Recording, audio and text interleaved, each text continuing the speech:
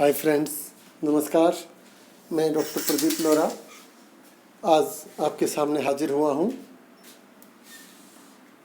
+2 class chemistry के पहले chapter solid state के साथ।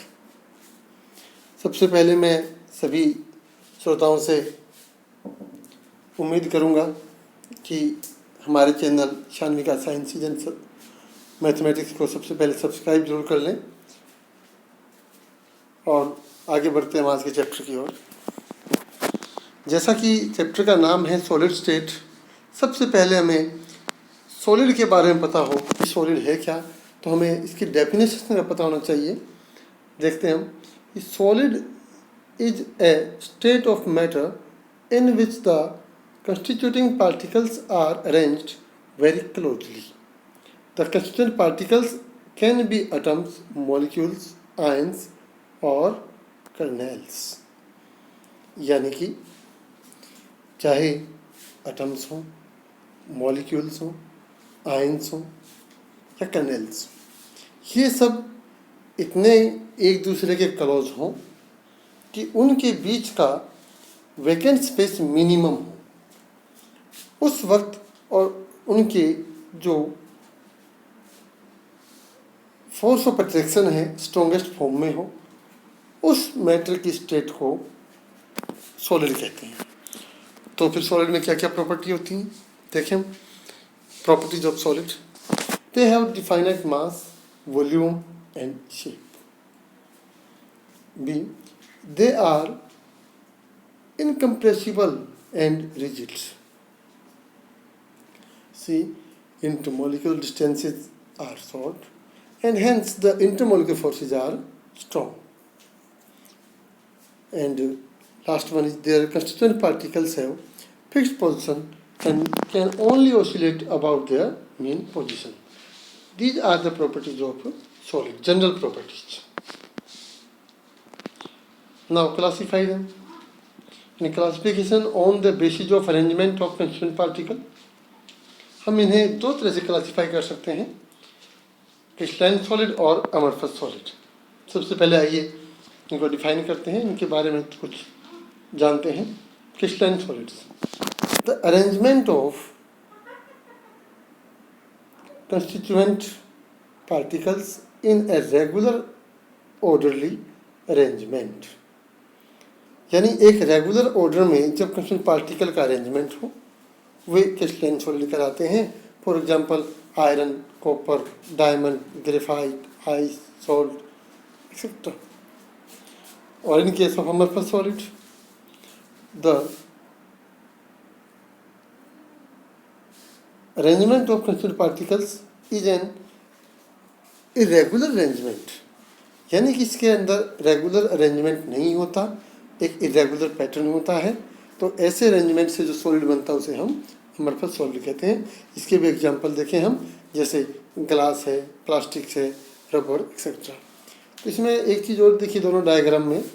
इस डायग्राम में जैसा कि हम देख पा रहे हैं, यह सारे के सारे जितने भी कंस्टिट्यूएंट पार्टिकल्स हैं वो एक दूसरे के साथ एक वेल पैटर्न अरेंजमेंट के अंदर जुड़े हुए हैं।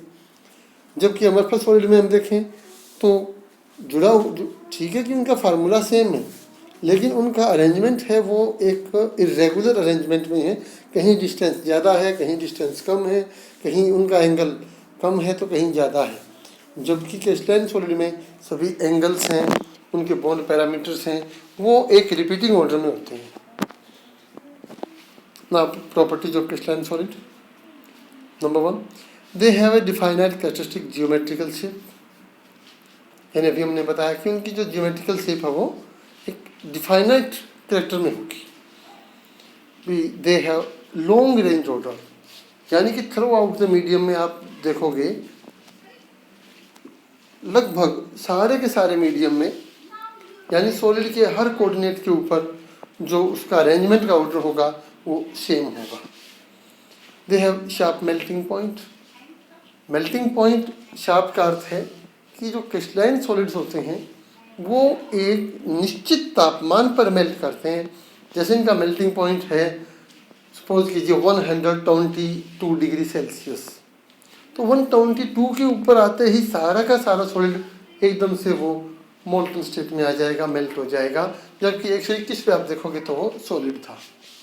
इसी प्रकार से थर्ड पॉइंट देखते हैं, दे आर अनाइसोट्रोपिक इन नेचर, यानी कि क्रिस्टलाइन सॉलिड्स होते हैं वो अनाइसोट्रोपिक होते हैं and their physical properties show different value when move along different direction in the same crystal. यानी एक ही क्रिस्टल में अलग अलग डायरेक्शन में अगर हम उनकी प्रॉपर्टी देखें तो वो अलग अलग वैल्यू शो करती है। हालांकि यहाँ एक एक्सेप्शन है, जो मेटेलिक सॉलिड होते हैं उन मेटेलिक सॉलिड्स के अंदर आइसोट्रोपिक नेचर होता है, वो हम थोड़ा और आगे डिटेल में भी पढ़ेंगे। Next point, they have A definite and characteristic heat of fusion. ये हम पहले जो मेल्टिंग के अंदर बात कर रहे थे, यानी कि वो एक पार्टिकुलर एनर्जी को गेन करने के बाद ही वो मेल्ट होते हैं। Next point, they are called true solids, यानी हम क्रिस्टलाइन सॉलिड्स को ट्रू सॉलिड भी कहते हैं, जबकि अमरफस सॉलिड्स को हम फॉल्स सॉलिड्स कहते हैं। And last point, when cut with a sharp edge tool they split into two pieces and newly generated surface are plane and smooth. जब भी हम इसको किसी शार्प एज टूल से काटेंगे तो एक स्मूथ कट प्रोड्यूस होगा।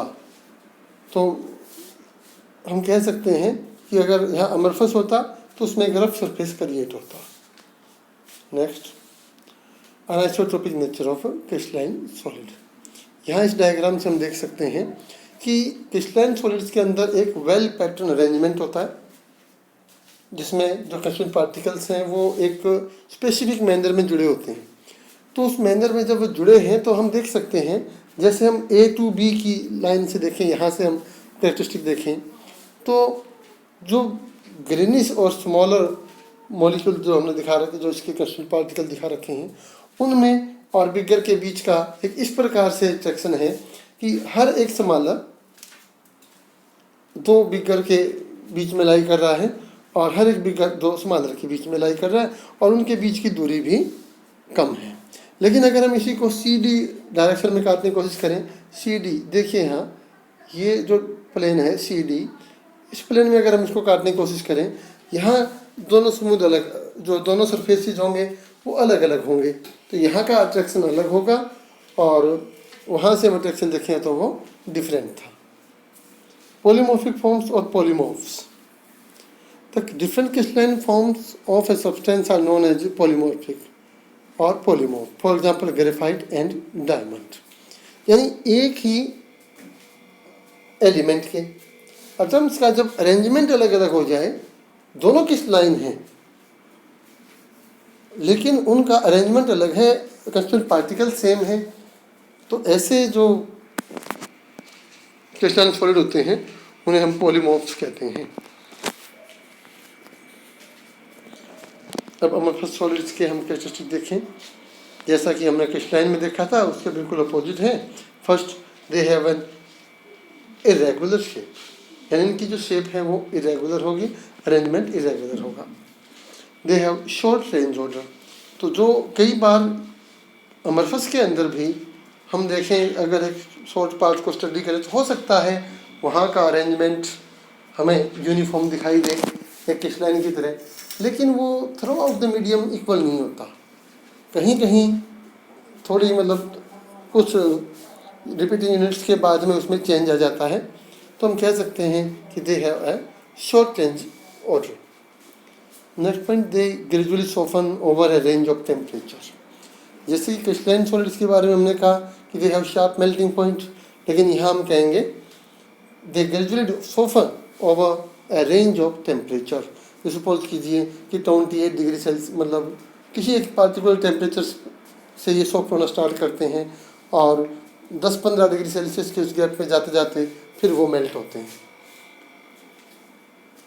दे आर आइसोट्रोपिक इन नेचर, यानी कि इनकी जो फिजिकल प्रॉपर्टीज हैं वो हर डायरेक्शन में सेम होती है।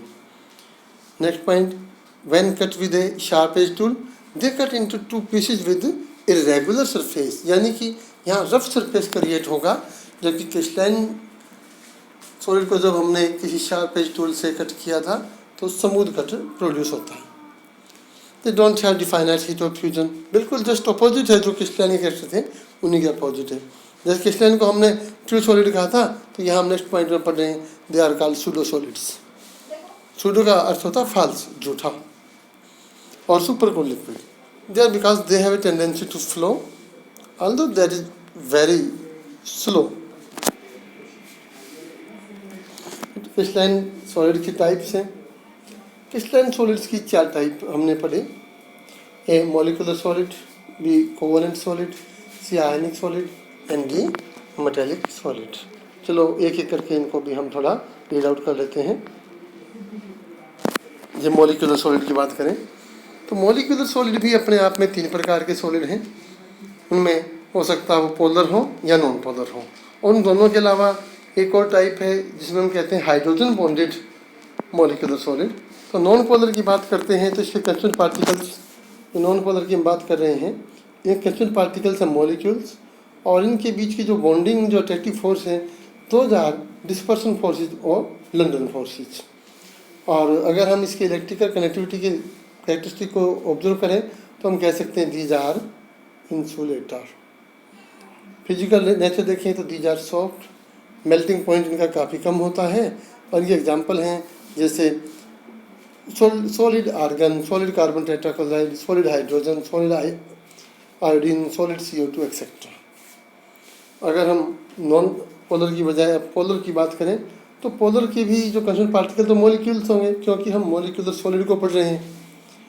तो इनके बीच में अट्रैक्शन होता है डाइपोल डाइपोल इंट्रैक्शन। क्योंकि बात पोलर सॉलिड की है तो पोलर सॉलिड की जो इकाई है वो पोलर मॉलिक्यूल होते हैं, और इनके बीच डाइपोल डाइपोल इंट्रैक्शन होगा। जैसे एक का पॉजिटिव चार्ज है वो दूसरे मॉलिक्यूल के नेगेटिव से सराउंडेड होगा, उसका जो पॉजिटिव चार्ज है वो अगले दूसरे के नेगेटिव चार्ज से सराउंडेड होता है।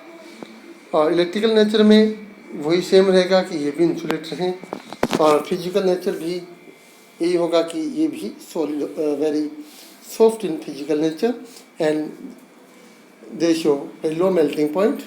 For example solid hydrochloric acid, solid ammonia etcetera. Hydrogen bonded molecule की बात करते हैं तो इनके अंदर भी हम देखेंगे तो जैसे कि नाम में दर्शाया है हाइड्रोजन बॉन्डेड, तो इनके बीच का जो अट्रैक्टिव फोर्स होगा that is hydrogen bonding. Nature electrically देखें हम तो those are insulator. Physical nature hard. ये आइस को आप देखते हो, जैसे आइस हार्ड होती है तो वही सेम कैरेक्टर आपको लिखना है। Melting point that's very low. Covalent solids की बात करें हम, कोवेलेंट सॉलिड्स के अंदर कंस्टिट्यूएंट पार्टिकल्स हैं वो एटम्स हैं, और इनकी जो बॉन्डिंग और अट्रैक्टिव फोर्स हैं those are simple covalent bond. क्योंकि इसमें एटम्स हैं स्मॉलेस्ट नेट, और एक एटम दूसरे एटम से कोवेलेंट बॉन्ड से जुड़ा होता है। और इलेक्ट्रिकल कनेक्टिविटी कैरेक्टरिस्टिक को देखें तो these are connected in solid state as well as in molten state. लेकिन ये ओवरऑल प्रूवन नहीं है कि कुछ केस में इंसुलेटर भी हैं, वो अभी हम पढ़ेंगे इसमें। Physical nature hard but malleable and ductile, and melting point fairly high होता है इनका। एग्जाम्पल के तौर पर diamond, graphite, quartz, silica, silicon carbide etcetera. इसमें हम स्ट्रक्चर देख सकते हैं डायमंड का। तो डायमंड में भी क्या है, कार्बन कार्बन कुछ इस तरह जुड़े होते हैं कि हर एक कार्बन 4 अन्य कार्बन से जुड़ा होता है। 4 ही कार्बन की वैलेंसी है, तो चारों जो वैलेंस इलेक्ट्रॉन थे वो अगले हर एक जो उसके नेबरिंग 4 एटम्स हैं उनके साथ बॉन्डिंग में इन्वॉल्व हो जाते हैं। यानी किसी भी एटम के पास कोई इलेक्ट्रॉन खाली नहीं रहता। तो ये इलेक्ट्रॉन प्रिसाइज मॉलिक्यूल, सॉरी हम कह सकते हैं कि एक ही सिंगल मॉलिक्यूल होता कितना बड़ा डायमंड क्यों ना हो। जबकि हम इसमें ग्रेफाइट की बात करें तो आप देख सकते हैं कि जो ग्रेफाइट का स्ट्रक्चर है, इस ग्रेफाइट के स्ट्रक्चर में जो नेटवर्क स्ट्रक्चर है, और इसमें ये लेयर्ड मॉलिक्यूल होते हैं। यानी कि जो कोवेलेंट बॉन्डिंग के थ्रू हर एक कार्बन सिर्फ सराउंडेड में 3 कार्बन से जुड़ा होता है, और इस तरह से हर एक कार्बन के पास एक एक इलेक्ट्रॉन एम्प्टी है। एक तरह से ये मानिए कि अनपेयर्ड इलेक्ट्रॉन हर एक कार्बन एटम के पास बचा रह जाता है।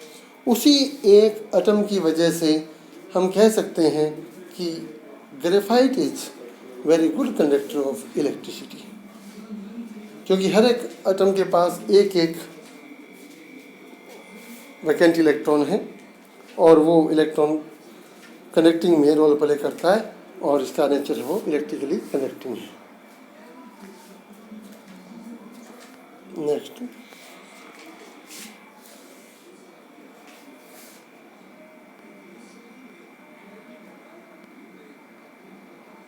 आयनिक सॉलिड्स।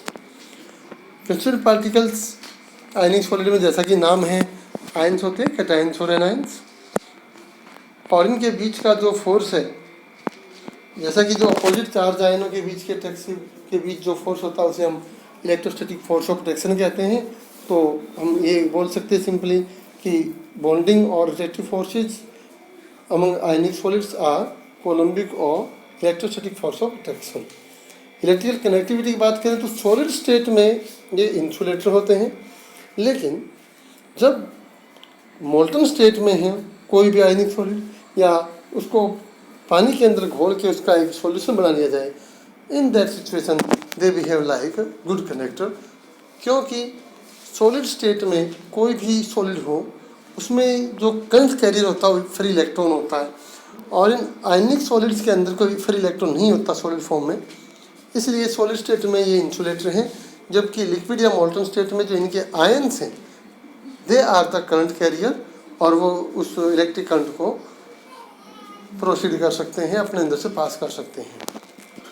फिजिकल नेचर की बात करें तो these are very hard and brittle, और इनका मेल्टिंग पॉइंट भी बहुत ज़्यादा हाई होता है। फॉर एग्जांपल जो हमारे घर में यूज करते हैं कॉमन सोल्ट NaCl है, मैग्नीशियम ऑक्साइड है, zinc sulphide, calcium fluoride etcetera. And after that metallic solid. Metallic जैसा इसमें भी नाम में ही दर्शा दिया, कंस्टिट्यूएंट पार्टिकल्स होते हैं positive ions in a sea of delocalised electrons, यानी इलेक्ट्रॉनों का समुंदर है और उसमें अपनी अपनी जगह पर फिक्स पॉजिटिव आयंस यानी कर्नेल्स हैं, और इनके बीच का जो अट्रैक्टिव फोर्स है, बॉन्डिंग है, उसे हम मेटेलिक बॉन्डिंग कहते हैं।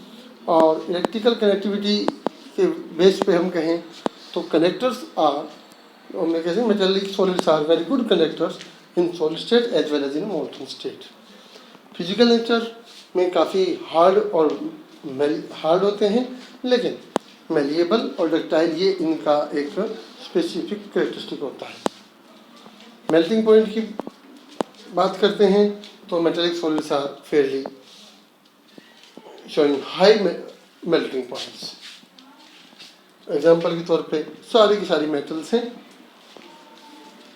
और मेटल्स के अलावा जो एलॉयज हैं वो उनमें भी वे भी सारे मेटेलिक सॉलिड का ही पार्ट होते हैं। Next, crystal lattice. यहाँ से आज हम एक नए उसमें चल रहे हैं, क्योंकि अब तक जो पढ़ाया वो तो NCERT रीडिंग मोड में भी हम पहले कर चुके थे। यहाँ से आगे हम पढ़ना स्टार्ट करें क्रिस्टल लैटिस को।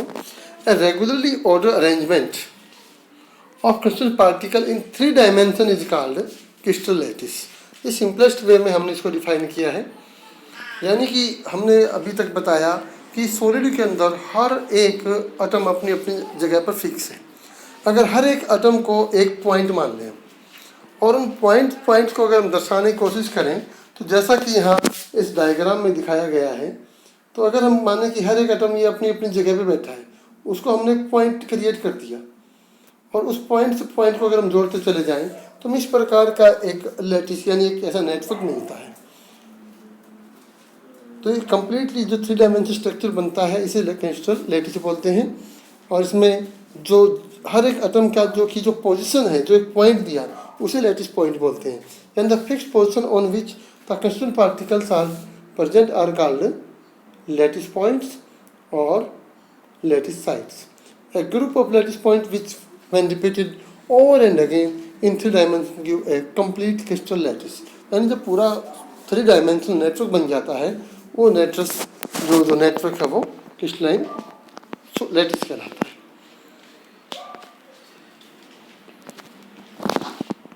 अब हम जो ये पीछे डायग्राम देख रहे थे, दोबारा चलते हैं उस डायग्राम की ओर जो अभी अभी हमने देखा।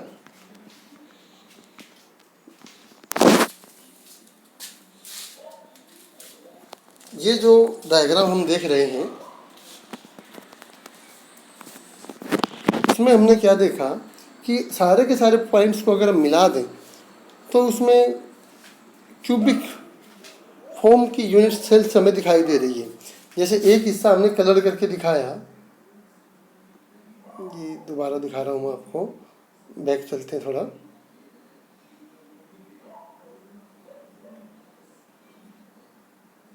ये देखिए, ये जो पार्ट हम शो कर रहे हैं ये एक यूनिट सेल मानिए, क्योंकि यही ही सेम रिपीट होता जाएगा। इनको अगर हम मिला रहे हैं इन एटम्स को, तो हम देख पा रहे हैं कि यहाँ ये एक यूनिट सेल बनेगी और ये यूनिट सेल रिपीट होती जाएगी। जैसे हम कहीं पे भी कोई मकान बना हुआ देख रहे हैं, कोई दीवार को देखें, तो उसमें जो ईंट से ईंट जुड़ के एक कंप्लीट जो दीवार बन गई, तो उसकी इकाई जिस तरह से एक ईंट होती है, तो वो एक ईंट की तरह ही हम कह सकते हैं ये एक पार्ट इसकी यूनिट सेल है। यूनिट सेल को डिफाइन करते हैं। Unit cell is defined as the smallest repeating unit in a space lattice, which when repeated over and over again generates the complete crystal lattice. The crystal can consist of an infinite number of unit cells. अब इसके कुछ जो unit sales के characteristics भी हैं, specific parameters हैं। A dimension of unit cell along 3 edges A, B and C। जैसे इसकी जो तीनों भुजाएं होगी यूनिट सेल की, उनको हम उस एजिज को ए बी सी से निरूपित करेंगे, डिनोट करेंगे। दिस एजिज मे और may not be mutually perpendicular. हो सकता है वो परपेंडिकुलर हो एक दूसरे पे, और हो सकता है वो ना भी हो। तो यूनिट सेल क्यूबिक हो सकती है, क्यूबॉइड हो सकती है, टेट्रागोनल हो सकती है, 7 तरह के इसमें पैरामीटर्स हैं वो हो सकती है। The inclination of the edges to each other, this is denoted by the angle between edges alpha beta and gamma respectively. यानी अल्फा बीटा गामा से हम इनको रिप्रेजेंट करते हैं। और कि याद रखने के लिए कि अल्फा एंगल कहाँ है, बीटा कहाँ है, गामा कहाँ है, आप इनको इस तरह से देखिए, A B C alpha beta gamma, यानी ए बी के बीच का जो एंगल होगा वो अल्फा बीटा नहीं गामा होगा। इसी तरह बी सी के बीच का जो एंगल होगा वो बीटा गामा नहीं अल्फा होगा। यानी अगर हम उनको लिखना स्टार्ट करें, ए बी सी के ठीक साथ साथ में लिखें अल्फा बीटा गामा, तो जो उनके साथ नहीं है वो ही उनके बीच का एंगल है। दोबारा फिर से बोलते हैं हम, जैसे ए और सी के बीच एंगल होगा बीटा, क्योंकि ए और सी के बीच जो इनमें तीसरा शब्द बच गया, लेटर बचता बी बचता है, तो बी किसको कोलेट करेगा, बीटा को। तो इसी तरह कोई पूछे आपसे कि बी और सी के बीच क्या कौन सा एंगल होगा, तो बी सी में आप देखो ए बी सी में क्या कौन सा लेटर बच गया, ए, तो यानी उनके बीच अल्फा बॉन्ड होगा, अल्फा एंगल होगा। तो इसमें बोल सकते हैं alpha is the angle between edges B and C, beta is angle between A and C, and gamma is the angle between A and B. Parameter देखिए हम यहाँ आप देख सकते हैं इस डायग्राम में, जैसे अगर हम इसे हम कहते हैं, ये आपका जो एज है, this is A and this is B, और इस कोऑर्डिनेट को हम कहते हैं ये सी।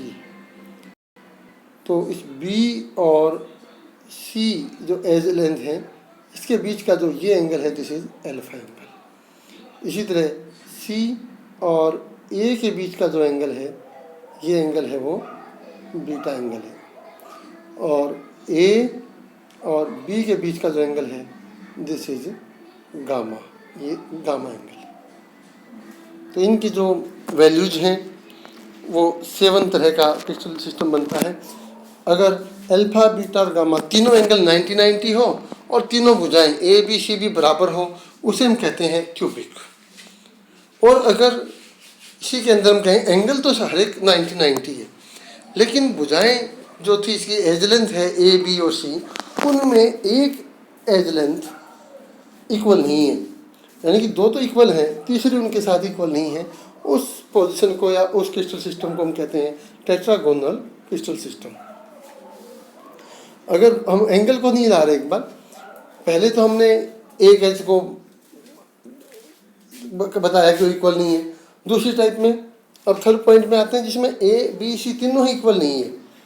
जैसे आपने कोई भी ईंट देखी है, ईंट में लंबाई चौड़ाई ऊंचाई अलग अलग है, लेकिन एंगल वही 90 डिग्री के हैं, तो वो शेप क्या कहलाएगी, ऑर्थोरोम्बिक।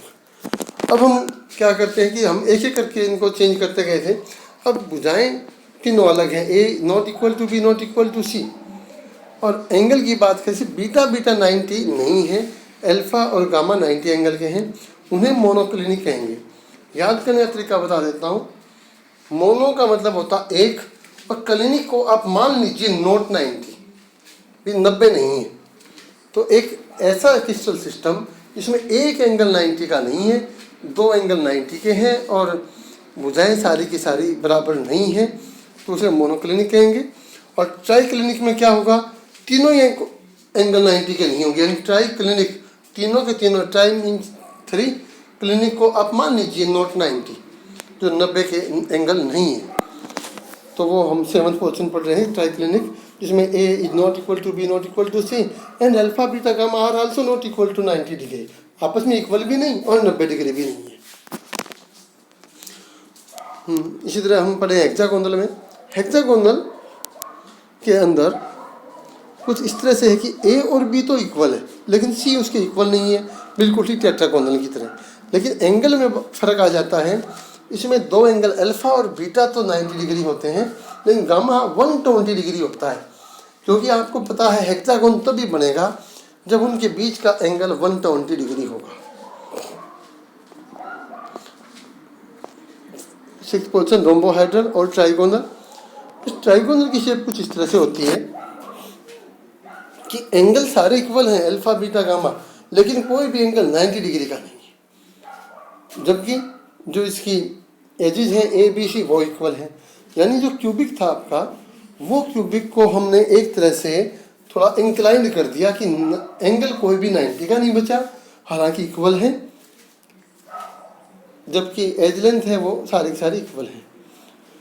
और लास्ट वन इज ट्राइक्लिनिक, जो पहले डिस्कस किया था कि एज लेंथ कोई भी इक्वल नहीं है और एंगल भी कोई इक्वल नहीं है, और इक्वल तो है ही नहीं, इसके साथ साथ में कोई एंगल 90 डिग्री का भी नहीं है, उसे हम ट्राइक्लिनिक क्रिस्टल सिस्टम कहते हैं।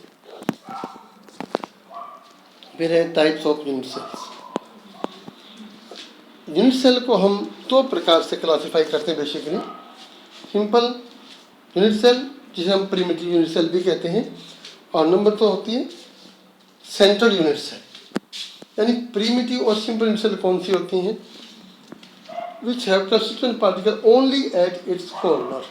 यानी जो अभी हमने स्टडी किया, तो किसी भी यूनिट सेल के जो कंस्टिट्यूएंट पार्टिकल्स एटम्स हैं सिर्फ कॉर्नर पे लाई करें, उसे हम सिंपल यूनिट सेल कहते हैं। और जो सेंट्रल यूनिट सेल है, हो सकता है उसमें कॉर्नर के अलावा उसके मतलब हम कहें कि दीज आर दो unit cell in which one or more constituent particle are present at position in addition to there those present at the corner. यानी कॉर्नर के अलावा उनके सरफेसेस के ऊपर हो सकते हैं, बॉडी के सेंटर में हो सकते हैं, किसी एक फेस के ऊपर हो सकता है, तो इस तरह से एज के ऊपर भी हो सकता है। इन्हें हम कहते हैं central unit cell. Types of central unit cell, अभी हमने बताया फेस सेंट्रल यूनिट सेल, किसी के फेस के ऊपर सेंटर में एक एटम हो। Body central unit cell, end centre, जो हम आगे 1 बाय 1 पढ़ते हैं।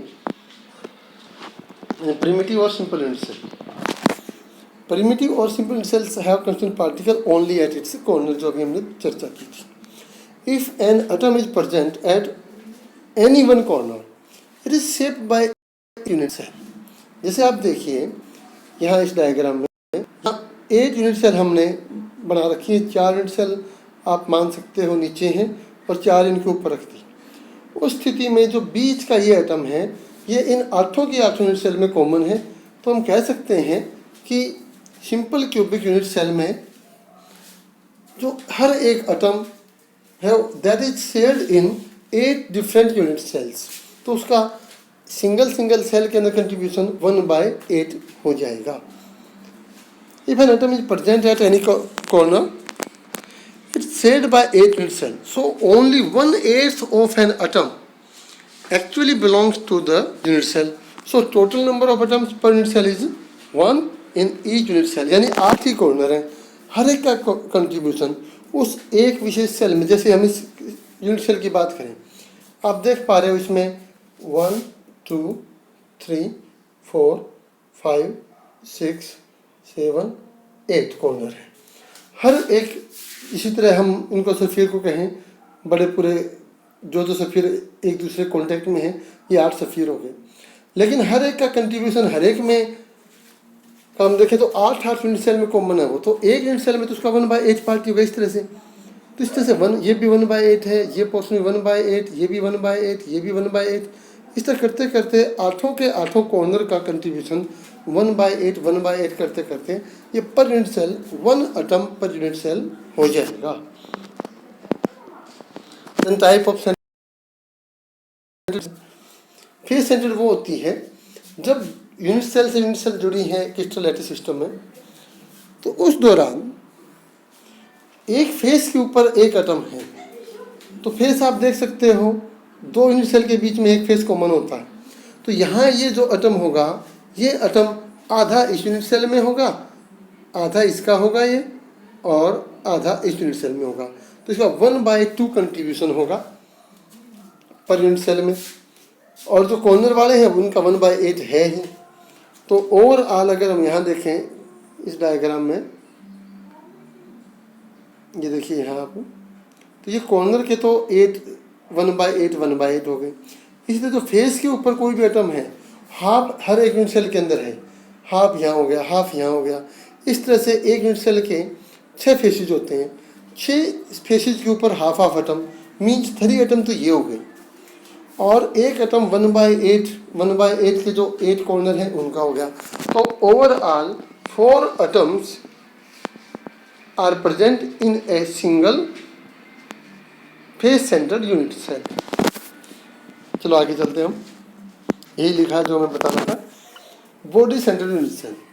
बॉडी सेंटर्ड में क्या होगा, जितने भी एटम्स कॉर्नर के ऊपर हैं, ये देखिए आप, 8 कॉर्नर से बनने से तो यूनिट सेल बनी ही, इन 8 के अलावा एक एटम इनकी सारी की सारी बॉडी के अंदर बीच में यहाँ ये लाई कर रहा है। तो इस एटम की वजह से हम क्या कहेंगे कि हर एक यूनिट सेल में अपना अपना एक बॉडी सेंटर्ड एटम है। तो यहाँ आप इस डायग्राम को देखने की कोशिश कीजिए, ये 8 कॉर्नर के एटम हो गए। इन 8 कॉर्नर के एटम के अलावा ये सेंटर में यहाँ भी एक एटम लाई कर रहा है। तो अगर हम कहें कि इस पूरी कंप्लीट यूनिट सेल के अंदर अंदर कुल कितने एटम होंगे, इसके हिस्से में कुल कितने आ रहे हैं, तो हम कह सकते हैं इसके हिस्से में कुल 2 एटम्स आएंगे। एक एटम तो वो जो इसके सेंटर में बैठा कंप्लीट है जो, उसके अलावा 1/8 के हमारे पास ये 8 फ्रैक्शंस हैं। तो इन 8 1/8 को जोड़ दें और एक एटम सेंटर वाले को जोड़ दें, then we can say total number of atoms per unit cell is 2 in body centred unit cells. तो इस तरह and face central unit cell होती है, एंड के अंदर जो मतलब सिर्फ एंड टू एंड ही एक एक एटम होता है, तो वो भी अपने अपने हिस्से में आधा आधा आ जाता है। Number of atom in different unit cell वो हम पढ़ चुके हैं कि प्रिमिटिव यूनिट सेल में एक एटम होता है, फेस सेंट्रल में 4 एटम पर यूनिट सेल होते हैं, और बॉडी सेंट्रल में 2 एटम पर यूनिट सेल होते हैं।